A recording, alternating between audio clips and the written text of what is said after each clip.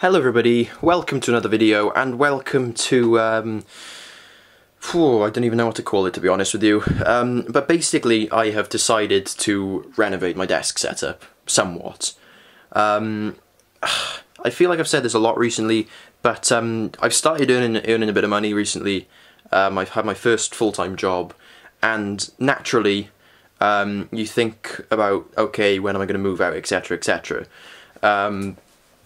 And I was kind of thinking about that, and then came to the conclusion that, you know what, I finally have the money to buy stuff without feeling guilty, and without, well, I finally have the money to physically just buy stuff full stop. So I feel, alright, I'm going to give myself a couple of years of this, just enjoy it, enjoy having money in my pocket, keep my fixed costs down to a minimum basically, and then after a couple of years think about moving out, think about like 21, 22, I think that's a good age to sort of start to think about moving out. But yeah, so I thought, alright, this is going to be my base of operations basically for the next 2 years. Why don't I make it perfect, basically, make it as absolutely as close to perfect as I could possibly want. So that is basically what I've been doing. I should have started recording this video a few weeks ago. You'll see a lot has changed already, but we still have a few major additions on their way. The first thing you'll notice, I presume, is the change in the wall colour. Finally, the red and blue is gone, and instead we have this white, which instantly just makes the room a whole lot brighter, guys. The red at the back with the dark sort of blue, it just made the room feel a lot smaller, a lot darker than it actually was. And so yeah, as my first kind of rookie paint job, I think I've done a pretty good job, to be honest. Especially that red wall. Going over red with white is a nightmare of a job. But yeah, it just matches the furniture we've got in here, and just matches everything so much better. The dark walnut with the white, and then the various aluminium and black products we have lying around. So much better. So much better. So yeah, the blue and red is finally gone. We've been living in this house for nearly 5 years, so it needed doing anyway. And yeah, I finally just went, alright, screw it. Bought the paint, bought the brushes, and finally got it done. The next thing you'll notice is this, which is our little furniture switch up. The massive shelving unit that I'm sure it will be familiar to a lot of you is gone. Basically, in a similar way to the wall colour, it was coming out to about there, and it was taking up therefore about a third of the window, which means it was blocking a lot of light coming in. And in general, it just kind of served its purpose, and it wasn't really doing what I was intending it to do anymore. On the bottom shelf was just a couple of boxes with loads of crap just chucked in. The middle shelf was just a couple of random machines, and then the top shelf, that softbox was just sat on it basically. So it wasn't really doing what I wanted to do. It was taking up too much space. It wasn't taking advantage of the space that was actually there. So it's now been transported elsewhere to do other things. And instead I got matching furniture to go with our awesome desk. I love this desk to pieces. I've had it for over 3 years now, I think. So yeah, instead of replacing everything, I thought I may as well just get the matching furniture. It came from Piranha Trading, I believe. It's an awesome company. They dispatched everything literally the same day. It's easy to put together. It's as solid as a rock. I believe they give 25% of their profits to charity, which is always good, I guess. But yeah, it was super easy to put together. On the left-hand side there, we've got a cabinet, which basically replaces the various boxes I was chucking stuff into. It just allows me to hide everything away, so it's out of sight and out of mind. And then for various things I'm perhaps working on and I don't want to leave on the desk because it's fragile and I don't want dust getting into it, I can just chuck it into that cabinet, and it's completely out of the way. I don't have to worry about knocking it or anything happening to it into there. So yeah, that's the one thing. And then here we have kind of like a miniature shelving unit, I guess, because shelving units are awesome, and every geek has to have a box shelf. So this is our stripped down kind of box shelf. I couldn't get rid of it altogether, but the big boxes have gone and it's just kind of smaller stuff now, like phone, watch, graphics cards, headphones, sunglasses, camera, eyesight, Firewire eyesight webcam. That is one component of many in an upcoming project that I have coming on the main channel next month.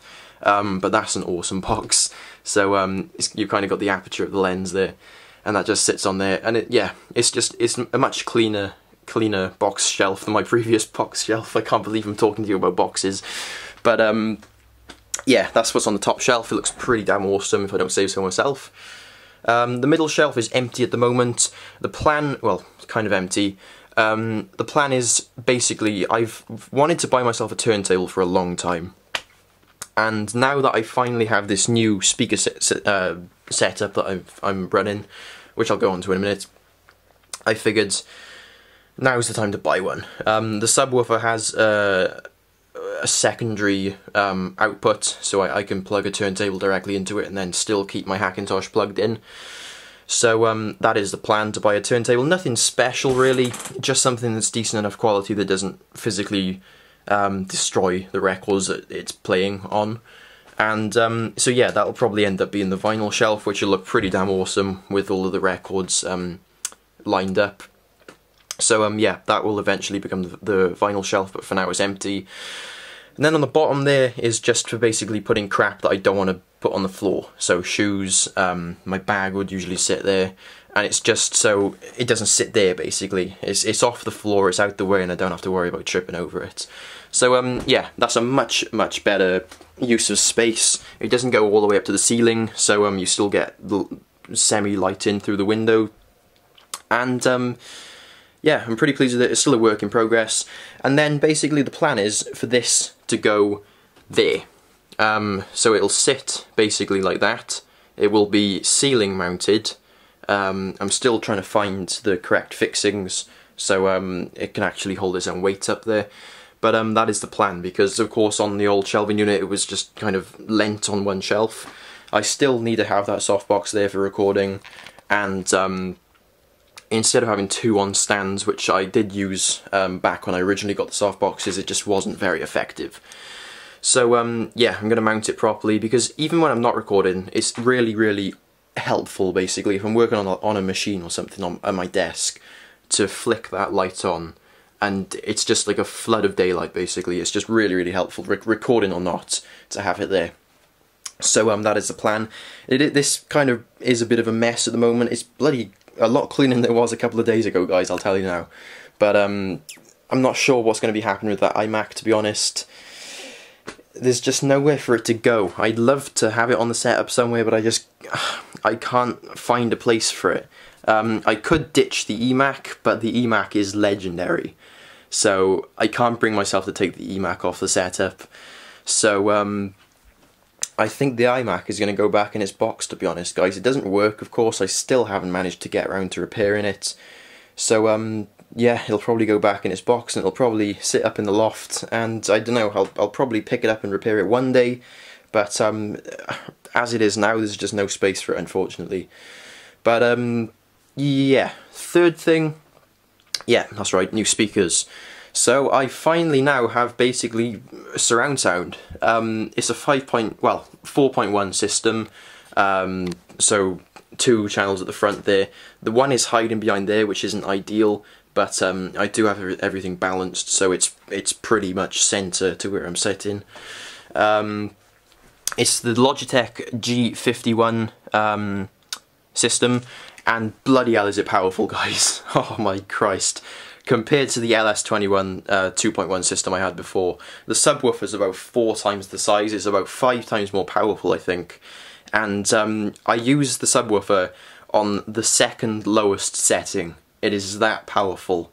I haven't even dared to crank it up halfway yet, because it will literally just shake the house down. But where it is now, it's fine for the kind of music I listen to.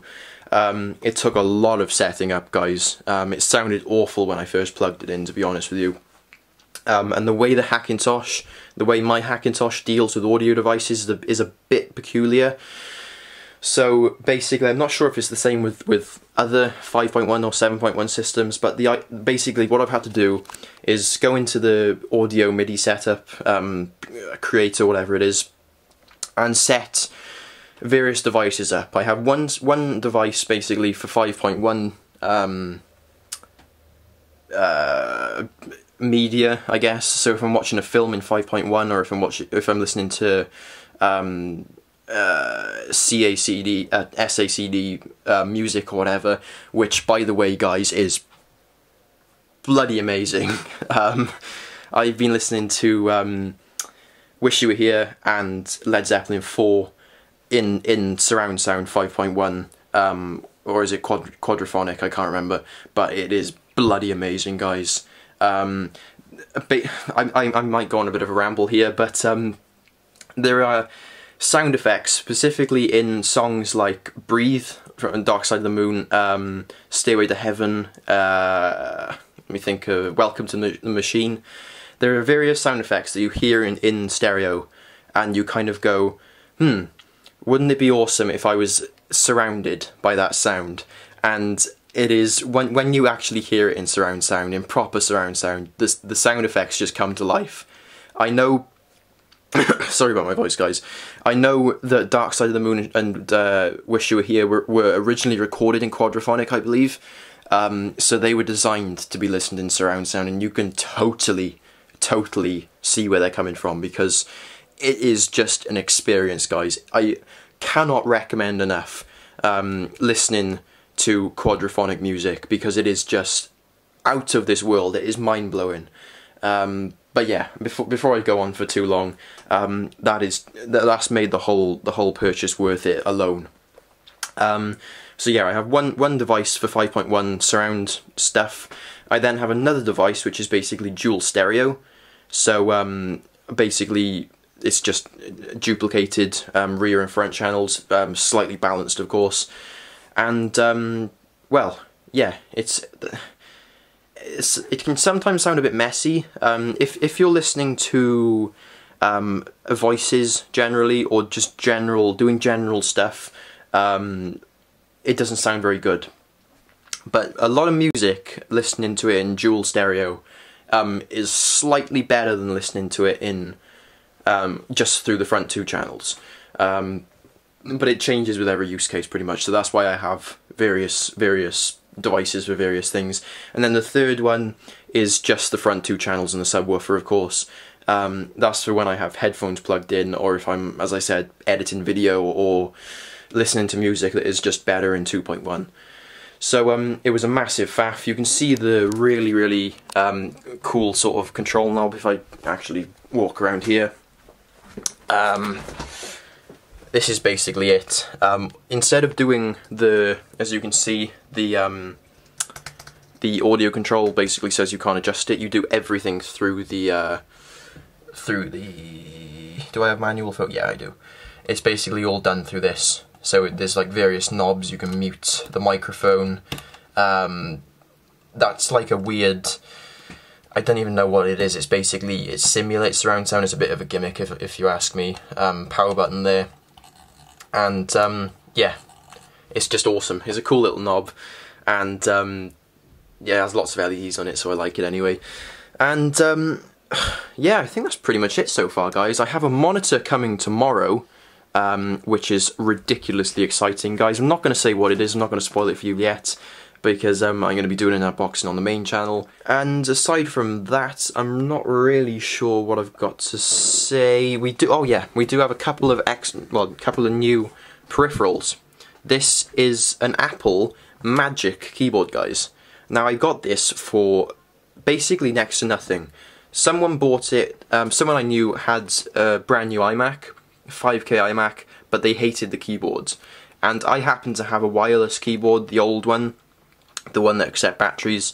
I had one of them lying around, so I basically said, yeah, let's swap it. So I now have a Magic keyboard, which is absolutely wonderful, guys. It took a lot of getting used to. It charges by lightning.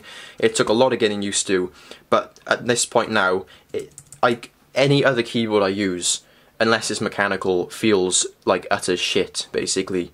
I love the travel. I love the solidness of the key presses. It's the same mechanism as the 12-inch MacBooks, just with a bit more travel.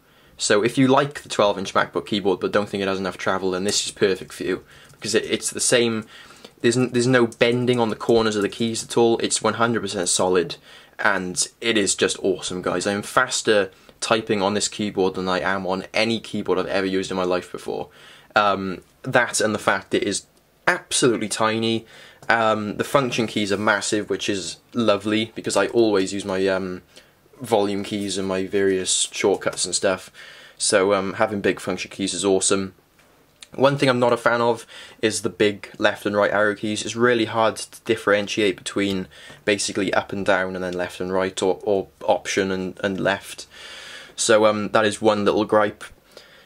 But yeah, aside from that, I love it to pieces, guys. It is absolutely incredible. I would recommend wholeheartedly you get one if you've got a wireless keyboard. It is just so much more solid as a typing experience. And then here we have what is a modified Microsoft WMO. So you'll know that I've used a WMO pretty much for the whole time I've run this channel. In some form. I've gone through about 3 of them at this point, and I'd always eyed these up on eBay. They're sold out of Hong Kong by a guy called Takasta, I think. And basically what he does, he buys in, or he has old stock of WMOs that didn't sell, so they're brand new mice. He puts new feet on them. They're new special fancy gaming ones apparently. And then he puts like either a glossy coating on it, so it's like shiny and glossy, or he puts a matte soft touch plastic coating on it. And that is what I've got with mine. I'm not sure if they were SteelSeries because I cannot find for the life of me whether SteelSeries sold these mice or whether he just prints the logo on it or whatever. But yeah, it's basically just a standard WMO that is brand new, so it works 100% flawlessly, and it's just soft touch. It costs about £15 to get shipped from Hong Kong. And it is awesome, guys. It is awesome. It's everything I love from my other WMOs, just in soft touch, which is just great, because the plastic on my WMOs would wear down in various locations, so you'd be able to feel it getting a bit greasy and stuff. This is just so comfortable. It's basically, you would have seen by now the Nexus 6 video. It's basically the same material as that. So if you've used a Nexus 5 or a OnePlus 1 in Silk White or whatever like that, it's basically the same material. It is super, super comfy, and it doesn't attract much grease and stuff, and it's just really, really super, incredibly awesome, basically. So yeah, one thing I did forget about actually is this. This is a 2DS. Another impulse purchase. It's in crystal red or whatever they call it. And yeah, I was just having a bit of a nostalgic week, and I decided to buy a 2DS. It cost 20 quid. It was down the road from where I work, and he wanted to get a shot of it as quick as possible. 20 quid, could not turn it down. So yeah, and look at it. Oh, it looks awesome on video. The analog stick is the best analog stick I've ever used on a handheld console. It's an awesome little bit of kit. And as I said, for 20 quid, you can't turn it down. Well, I'm out of breath now. I'll see you tomorrow, guys, for more desk setup awesomeness.